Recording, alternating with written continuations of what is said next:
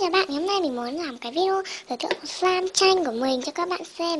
Và mình vừa mới làm slime này xong mình quay luôn cho các bạn này. Đây này, nguyên liệu nó vẫn còn đây, màu này, nước slime này, nước slime đã pha loãng này, rồi phấn rôm các kiểu nó vẫn còn ở đây hết. Và cách làm này thì mình làm bằng mình làm bằng gì ta?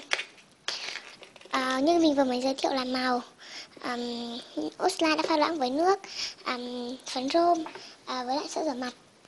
Này các bạn nhìn này, trời rất là vui luôn. Mình mới làm xong mình quay luôn cho các bạn đó. Mình muốn cho các bạn xem khi mới làm xong nó như thế nào.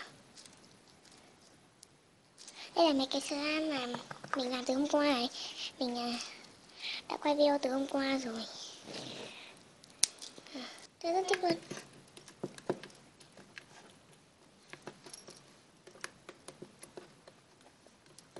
Các bạn có nghe thấy tiếng nó không? Chơi nghe rất đã.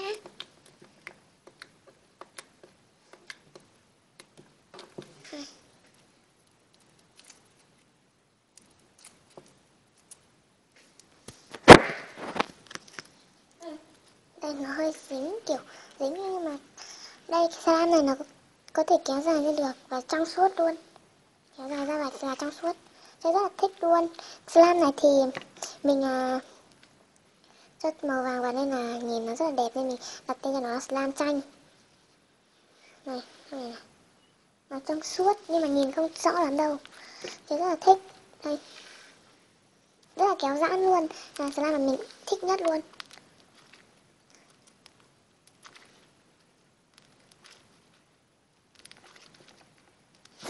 Đó.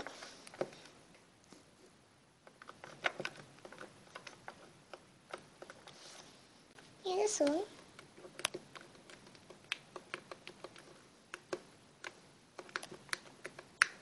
Cảm ơn các bạn đã theo dõi video của mình. Nếu thích thì hãy like cũng như là subscribe nhé. Bye.